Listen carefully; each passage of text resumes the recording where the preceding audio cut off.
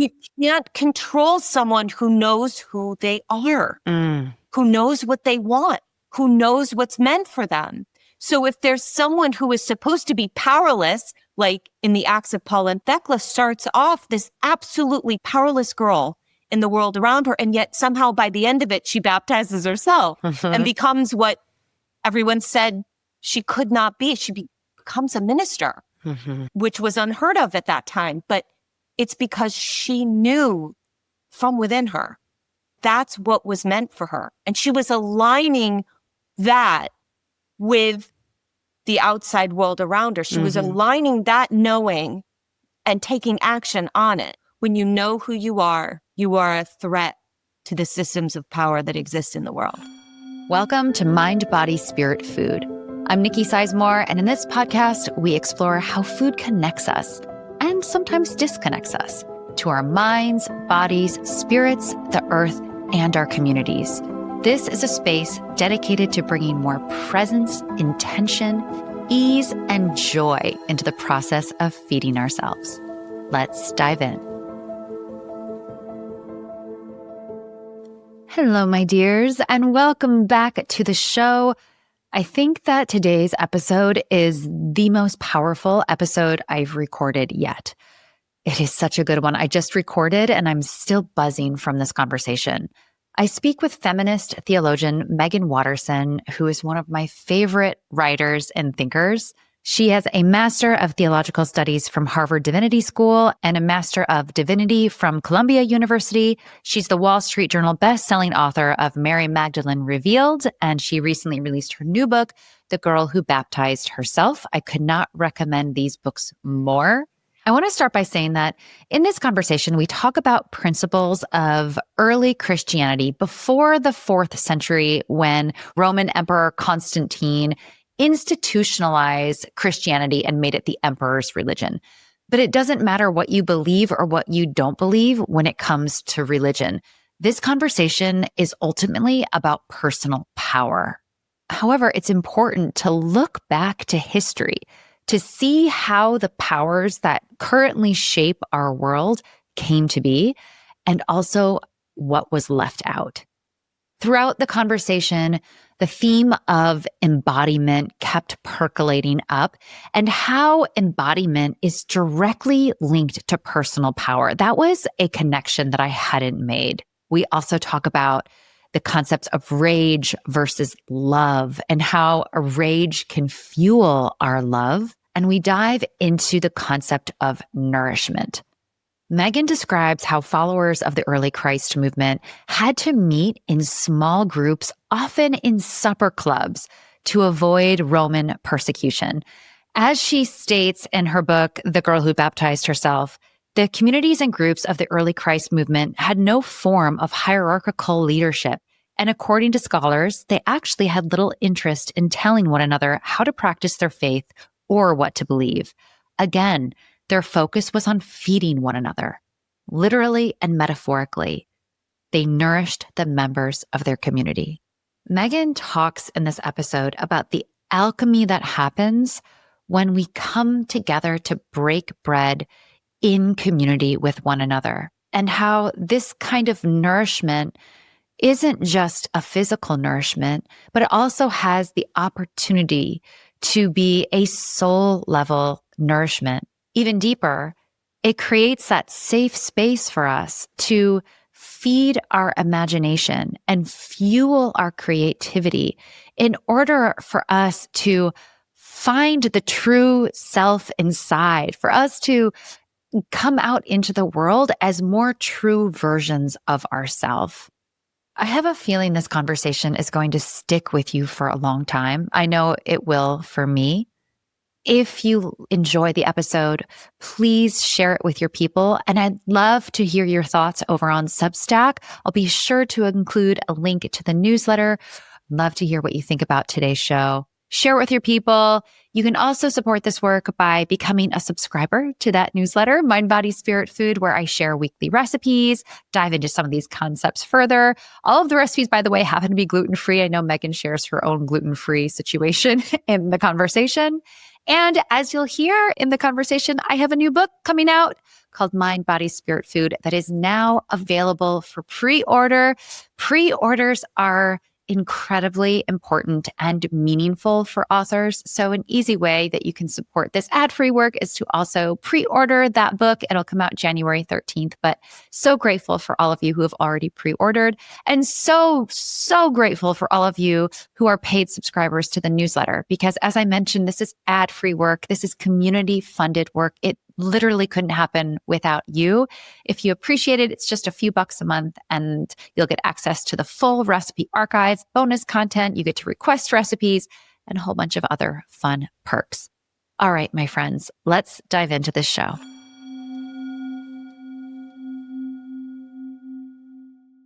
I am just beyond honored to have you on the show and to speak with you, to the point where I think I'm getting teary-eyed just having you here and having this opportunity to say thank you in person, because your books have absolutely changed my life, and they both arrived in my life at the exact right time.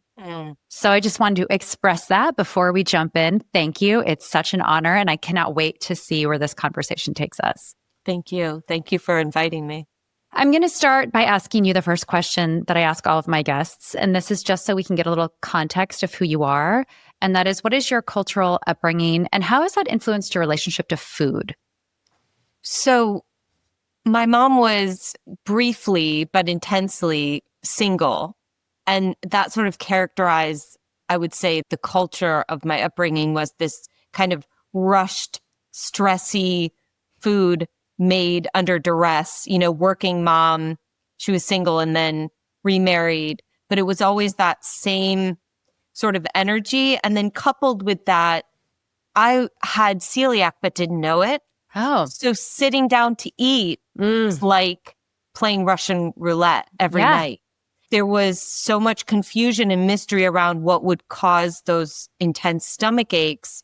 So it's interesting, over time, I became more and more interested in the conversation than the food, because the food was so fraught with stress for me. Is it going to, make me feel sick? Is it going to be okay? But the conversation became a sort of form of nourishment, if that makes sense. I looked more forward to that than what we actually ate. And sometimes I preferred to focus on that rather than the food, because then people wouldn't really notice that, if there were certain foods I would avoid. Like my mom, this was one of her specialties that we had to eat multiple times, but it was called toonie noonie. No one should be allowed, legally, to make this food, but it was just so easy. It was elbow macaroni with a ton of mayonnaise and then tuna fish and then green olives. Oh no! That was like her go-to. So, and with someone with celiac, without knowing it, it was the combination plus then my poor body's reaction to it. So it was a journey. The first 2 decades of my life, my relationship to food and to eating and to sitting down and eating. But it was the beginning of my passion for the way that words are food. Nourishment. Yeah. Yeah. They literally, what we take in, what we say to ourselves, our actual cells respond to those words in the way that food that we eat also responds to it. We underestimate the importance of what we're saying while we eat and what we're thinking while we eat. And those things were what I focused on from a very young age, because I felt so helpless around the mystery of why food, often caused me great pain. It's so interesting that you brought this up. First of all, I can completely empathize with this journey. I also can't eat gluten, and that went undiagnosed for a very long time. This manifested for me after I had my first daughter, who's now 15. But at the time, I was already a chef. I was already working in the food industry. And I had a history of disordered eating in my early 20s. And yet food has always been my passion and my form of art. Right. So it's really interesting because that journey has really, we look back at the puzzle pieces of our life and it's like, of course I went through that journey because the body, my relationship with my body is really what fuels the work I do now. And I can't wait to talk with you about embodiment. Right. But then it's also interesting that you brought up this energy about what we say, what we think, and how that influences our digestion. Because I was just having a conversation earlier this week with another guest, and I have just been playing around with the energy of food more than I've never talked about this on the show because I didn't want it to sound too esoteric and woo-woo, but once you start to tap into not just the actual, like you're saying, the food itself, like how does this make me feel? Less about what the food is, but just paying attention to that energy in your body. But then also the people you're with, the company, the music. Now, like if the music is too loud when we sit to eat, I can feel my body. It's too much. It's too much for me to settle. And so all of these little nuances start to play into my idea of nourishment. So I love that we started here and we're going to circle back to it. Yeah. So I just read your newest book, The Girl Who Baptized Herself. And, it's funny when I picked up your first book, Mary Magdalene Revealed, which is all about the Book of Mary. It was an interesting journey for me because at that time, I had really started my spiritual journey. My spiritual journey has been happening my whole life, but it was pounding at my door. Yeah. It was to the point where I was meditating in the basement one day. I had woken up early. My kids were young. I had done some exercises and I just started to meditate and started to cry and had this vision. And it was these women put a red cloak on me. And I was sobbing in my basement. It was red. It was red. And it was a knowing and an unknowing. I didn't know what it meant. I thought I was going crazy. And yet I did know something. And it was like little you knew it directly. I just want to say, you experienced it. You knew it directly. Yeah. In your body. That's important. I knew it in my body. And my brain is very strong and it tried to, take me elsewhere. But rationalize it. Yeah. Exactly. And it was a series of breadcrumbs that led me to your book. And when I read your book, it was a full body, I know this story. And of course, I grew up Catholic for the first part of my childhood. We stopped going to church eventually, but that was never the story I was taught, as you know. Right. But I knew that story. Right. And I was beneath the knowing. The knowing beneath the knowing. Yeah. And the same happened in reading The Girl Who Baptized Herself about Thecla. Thecla is in all of us, right? Yeah. She's in all of us. So for I think a lot of people might be listening right now and thinking like, what are they even talking about? So let's just set the framework a little bit. So a little bit of a history lesson so people know what these stories are. Yeah. These are scriptures that were omitted from the Bible. So could you just give us an overview about what these scriptures were and why they were omitted from the Bible?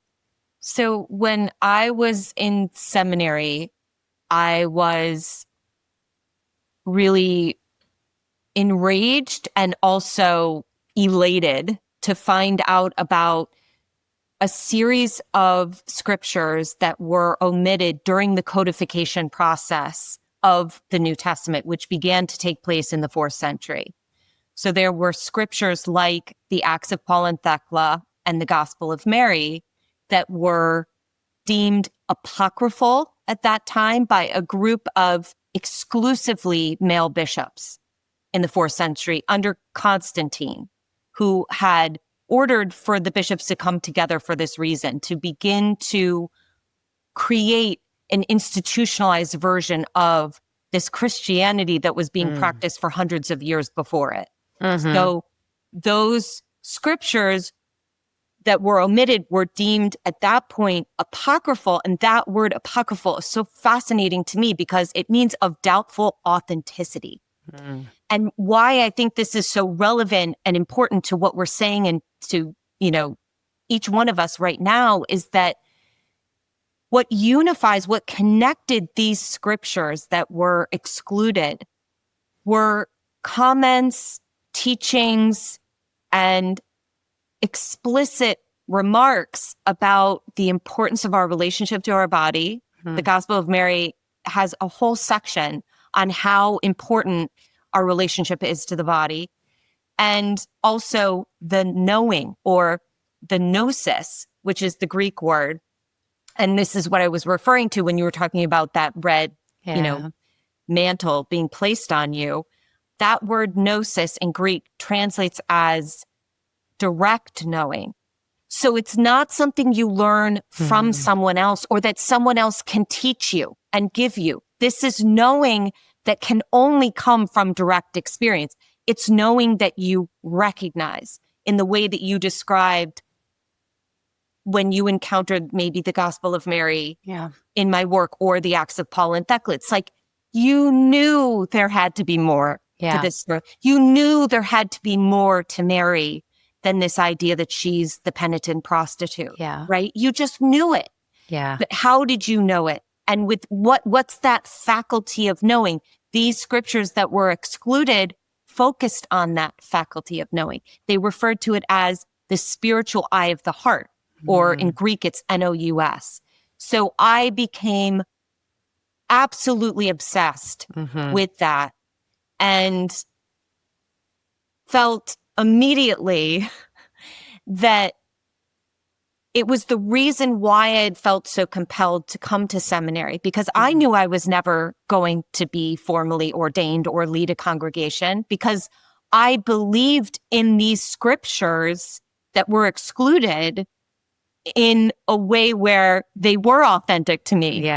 They were not doubtful. They were completely authentic. And what's more, I felt like everyone should know about it. Everyone should be able to have access to these teachings and to this other history of Christianity, this other practice of what it meant to be Christian. Right, because as you describe, in those first 100 years after Jesus died, you call it the Christ movement. Right.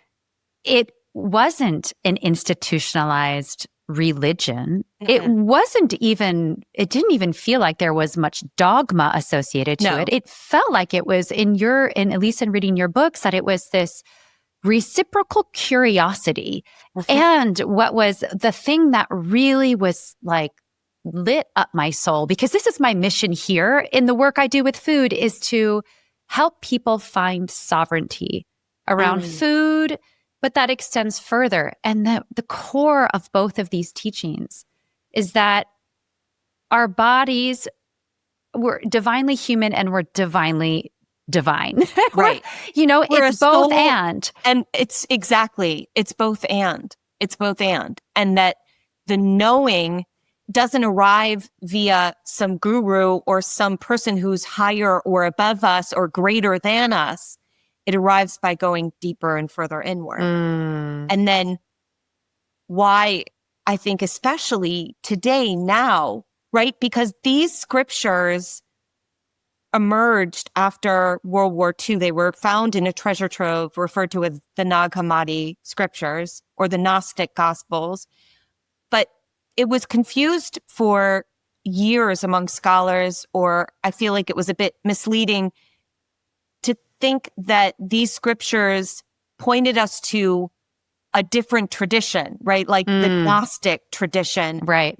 These are evidence of a Christianity that didn't win out, right? Yeah. These are evidence of a Christianity that existed before the Emperor Constantine made it the emperor's religion. And what's so interesting that they're sort of having their moment in the light now. Mary Magdalene, of course, was given, finally, her name was, I think the former term was rehabilitated, but she is no longer the penitent prostitute. She's now the apostle to the apostles. But of course, she's still not an apostle herself. But I think it's important that these scriptures are now coming out, because what the detriment of losing this treasure trove of scriptures and teaching is that we lost that capacity to trust the voice that we hear within us, to trust being present to a love that exists when we can be fully embodied, to trust that voice inside of us. Most of us, for most of the day, every day, hear that voice in some way or feel it or feel this urge, to eat something or to do something that isn't an addiction. It's a direction coming from within of nourishment, specific nourishment we need or something we need to do or say, and we don't listen to it because we believe it's of doubtful authenticity because it comes from the body. And we have so disparaged the body. We have so disparaged that quiet little voice of love inside of us. We have not understood that, yes, that is also divine. Yes. That is also the divine, trying to lead us in the most uncelebrated place, the most unlikely place, the place we've told is the last place to look, right here in our own human body within. This is the place that we need most to come back to. I just want to start cheerleading and dancing because I love this so much. And I don't know if you ever thought that you would be quoted in a cookbook, but you are. I have a new book coming out in January called Mind, Body, Spirit, Food. And I have a process in the book. It's a process for embodiment. It's just a way to increase our connection to ourself. And for me, that first step is to always start with the breath. And just, even before you pick up your chef's knife or open the fridge, just to arrive in your body. And there's kind of I talk about this in the book. There's more of just the physical manifestation of that. Let's calm our nervous systems. Let's, help ourselves get present. And then there's this little opportunity right there, if we're open to it, to tap into something deeper and to tap into that spaciousness, that direction within us when it comes to even just guiding what we're going to make for dinner, or at least to make that process of cooking really nourishing. So it's that sense of embodiment is so important. And I actually want to read a quote because I just want you to talk about this. You say in your new book, we are each only as far from power as we are from our own embodiment. Okay, so I had never connected the dots between embodiment and power. Can you talk about that? Yeah, I ultimately think in looking at the scriptures that were excluded, there are scriptures, again, that emphasize the importance of going inward, of listening and recognizing that presence that you can meet within you. We all know that because of the scripture that was included in the New Testament, the way that Christ is often referring to the kingdom of God being within. But that actual statement, the kingdom of God is within, kingdom, basilia or basilio, is actually translated as royal power. So maybe it's not this kingdom ruled by a man that's within us. Maybe it's a sovereign power that each one of us has access to if we can get still enough, right? Be still and know that I am God. Be still enough and go inward and connect to what we are also, which is more than just this one human egoic self. We are also a soul that is limitless and connected to so much more than us. And what's so amazing to me is that these scriptures that were excluded, another red thread that connects them is that they are proof and evidence of a precedence for women in positions of spiritual authority, spiritual leadership. And I think that this is really important because at that time in the first century, for example, Mary Magdalene and Thecla, they would have been considered less than human. Because they were in a female body and the female body was not considered a whole body in it of herself. Only the male body was the whole human. Only the male body was complete and whole. But the reason why this Christ movement was so threatening is that they practiced that they were radically equal, male and female, right? So we have some passages that suggest that no matter, right, there is neither male nor female, Jew nor Gentile, slave nor free. It's in there. It's just that it got filtered down and transformed under Constantine into a patriarchal tradition, but it didn't begin as one. And this emphasis of embodiment, I think it is what was most threatening about these scriptures, because if we are fully embodied and we know who we are, we know how connected we are to the divine from within us, then we don't actually need a middleman to get to God, right? We don't need to, in a sense,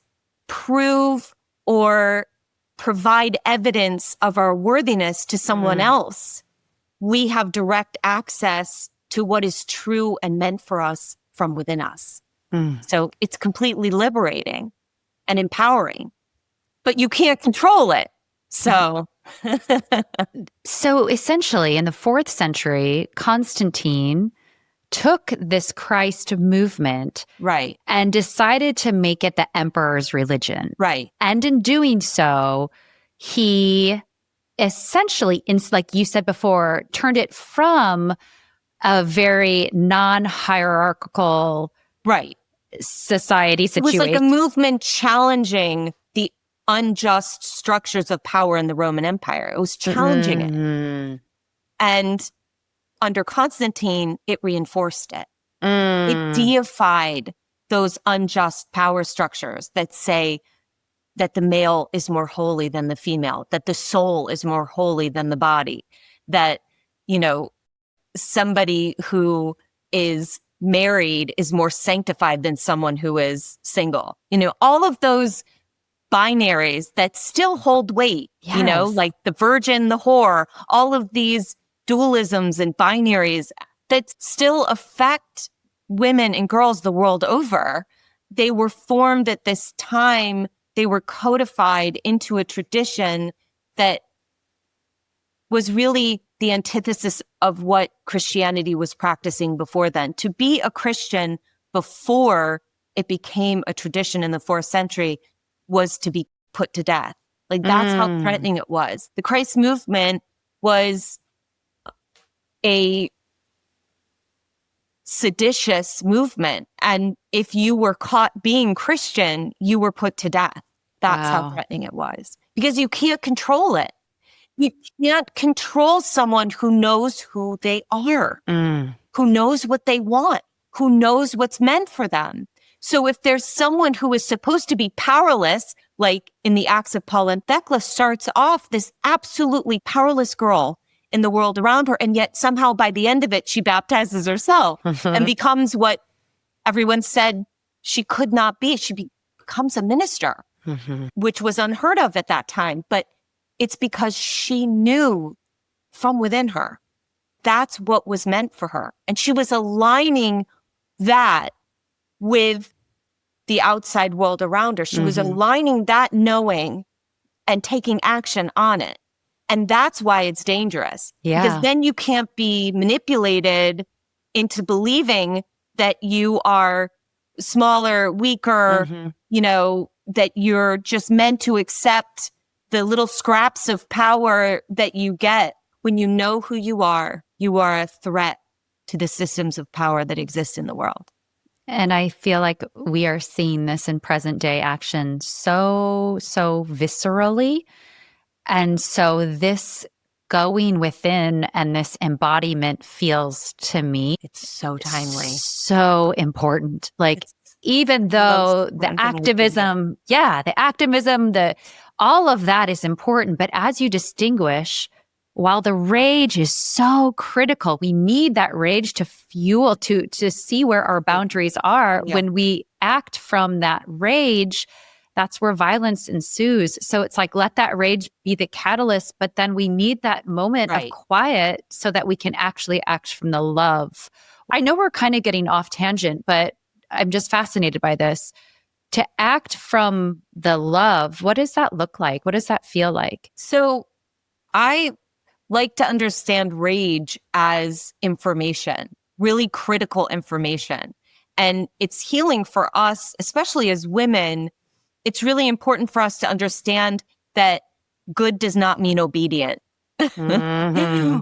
We have really allowed goodness to be performative, right? We have to prove and show that we're good.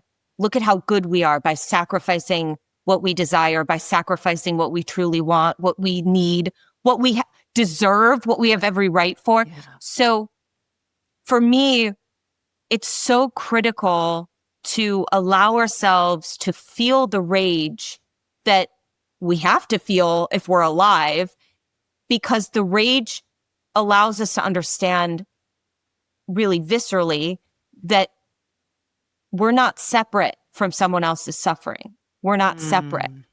And that's why we feel rage, because we know that we're not separate from someone. At the end of the Acts of Paul and Thecla, one of the most chilling, haunting moments of the scripture, and the reason why I knew I needed to write The Girl Who Baptized Herself, is because of a moment when Thecla is being put to death in the arena for having fought off a powerful politician who tried to sexually assault her on the street, which, you know, sounds like 21st century moment. And, you know, it's just that an ancient form of gaslighting, rather than him being, you know, addressed for his bad behavior. She is put to death by wild animals for having caused him shame in public, for fighting him off, for refusing his advance. And so she's in the arena, you know, doing everything she can to save herself. And then she baptizes herself. And it's like the women in the arena recognize the stupor that they have been in, right? They wake up because they realize that in Thecla modeling the power she always contained to save herself, they woke up and they realized, okay, wait a second. We are participating in this system that is oppressing us. And we are allowing one of us to be killed one at a time. But if we all rise up right now together, they can't kill all of us all at once, right? So they are enraged throughout Thecla being condemned. And during that trial, they scream out, you know, that this ruling is unjust. And they scream out, but they don't act with violence. The way they act is when they have been connected and united together by this understanding that they're not separate.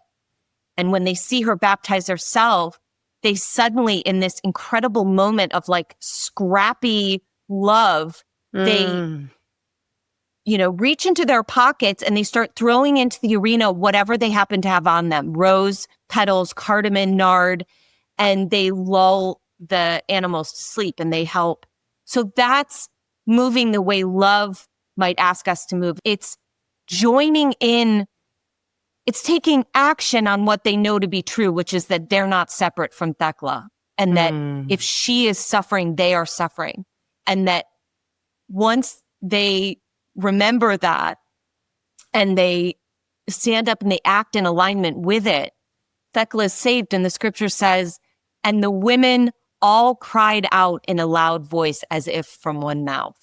So that's a line that's coming from a piece of scripture that scholars date back to 70 AD. The Acts of Paul and Thecla comes back from. So it is no less authentic, no less ancient, no less real than any of the scriptures that are codified in the New Testament. It's just that it's so provocative and incendiary to think that this woman baptizes herself. This woman dares to listen to what she knows to be true inside of her, and that she's not meant to be married and to be owned by a man, which is what it meant to be married in the first century. She's meant to be a minister and to minister alongside Paul. And that's what she does. So during that time when, as you were saying, the members of the Christ movement were being actively persecuted. Yes. Well, this is like so juicy, you guys. How did the movement continue? How did it continue if they weren't allowed to gather? Right. They weren't allowed to teach these things? Yes, this was very sneaky. So scholars believe that the most ancient form of worship is actually supper clubs. You guys, come on. They happened in those first 100 years of the Christ movement before it became Christianity, officially Christianity. So the Christ movement were these groups of people. They were mostly people who did not have power. So women, day laborers, slaves. They had to meet in private and they had to meet discreetly and in small numbers. So these were small supper clubs coming together. And what they did was literally nourish each other. So that the word kopan, bread, companionship, means breaking bread. So kopan is to break bread. So companions, to be companions in this early Christ movement meant they came together and they broke bread together and they fed each other, literally, spiritually. It was about nourishing each other and allowing each other to exist in a safe space. Like if we think about what the Roman Empire was like, it was most people would have had to endure systematic violence throughout most of their day. And for some, like Thecla, the violence came in being forced to live a life that she did not want to live, being forced to marry. So there were various forms of powerlessness that they were experiencing, and they came together to experience the power of what it was like to love each other and to refuse to see each other as separate.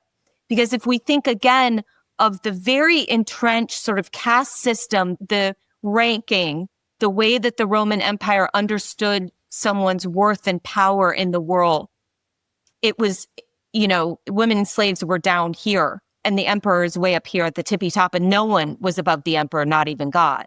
So for the Christ movement to come together to have these little supper clubs where they are literally turning that idea on its head and saying that this is a safe space where we can all just, no matter who we are, male, female, free, slave, Jew, Gentile, it doesn't matter who you are. What matters is that we see each other as brothers and sisters, as siblings, as family. And that was turning the whole idea of the paterfamilias, right? The emperor was considered the ultimate father, and they were understanding themselves to be led and guided by a more ultimate power that they could connect to within them, that being the divine. And that's why ultimately Christ was killed under the Roman Empire for sedition, because he refused to acknowledge that the emperor was the ultimate power. This gives me chills, and it makes me think about nourishment in present day terms in such a deeper way. And it makes me think about activism in present day terms in such a softer way. I don't think I've ever thought of a supper club as being an act of rebellion. Resistance. Right. And because how you're practicing that togetherness, that companionship. If you are refusing to see yourself as separate, if you're remembering that no one can control your capacity to love and be loved, no one can control that. And no one can separate you from others, right? Unless you allow that to exist, to come together with others and to remember together that power that exists within you. That's a revolutionary act. And how much more powerful it is to do that in communion with other people. Yeah. That actually, this is just a question that just is occurring to me. Where did communion step into the tradition of, receiving the blood of Christ through the wasn't wine, till later. or it wasn't until later. It wasn't until later, but it has its roots in these supper clubs. It's just that at least I never, and I haven't really met other people who have heard of these supper clubs unless you explicitly search for it in Christian history. It's, the great tragedy and the great excitement now that they're rising is that these stories were erased, these scriptures, these figures in history, Mary Magdalene's true identity, all of that was obscured and erased. Thecla is almost entirely unknown, which is well, again, it's this mixed thing for me because it feels like an injustice, and also it's so exciting because we have the Acts of Paul and Thecla. So we have her story now. Like there's no time like right now for her to emerge. But the exciting part about communion and that idea is that what happens is that there's an alchemy, there's a chemistry that happens when we come together and when we're actually feeding the soul.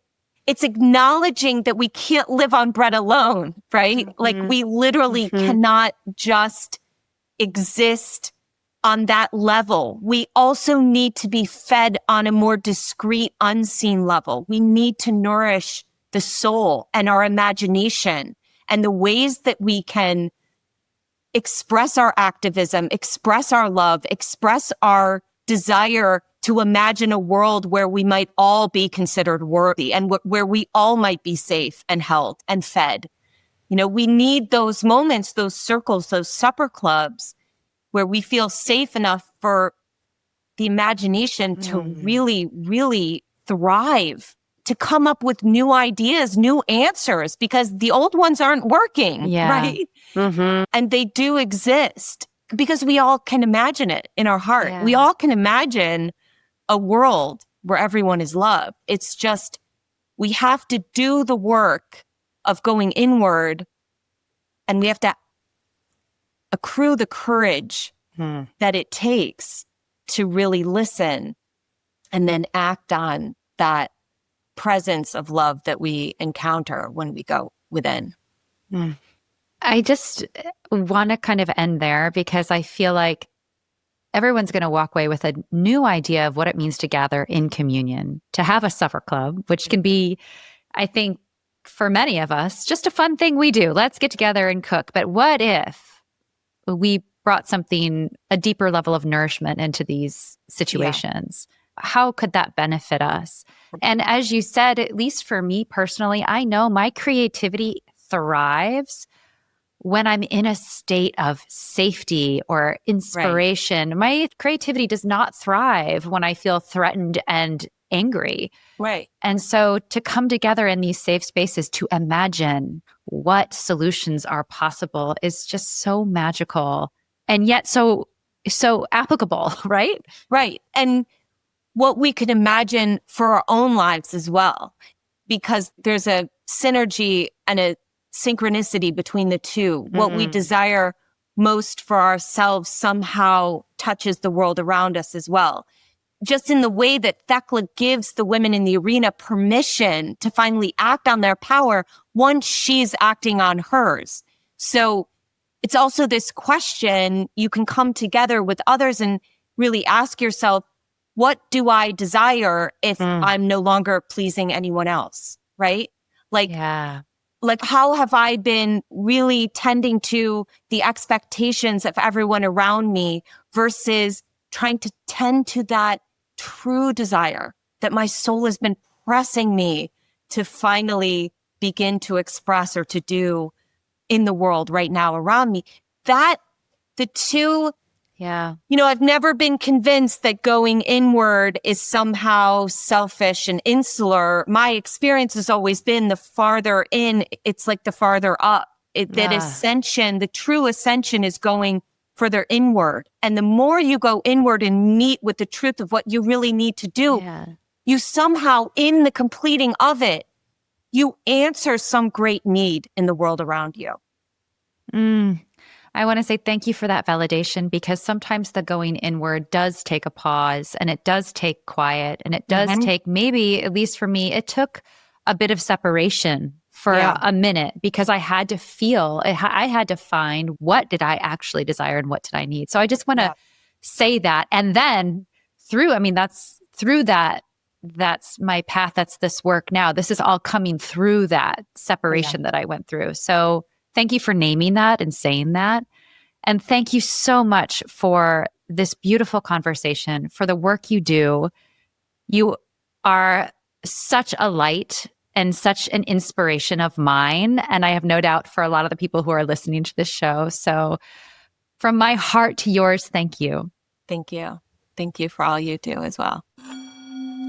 Thank you so much for listening. If this work resonates with you in any way, you can support it by leaving a review or comment or sharing it with friends. Also, you can sign up for the newsletter, Mind, Body, Spirit, Food.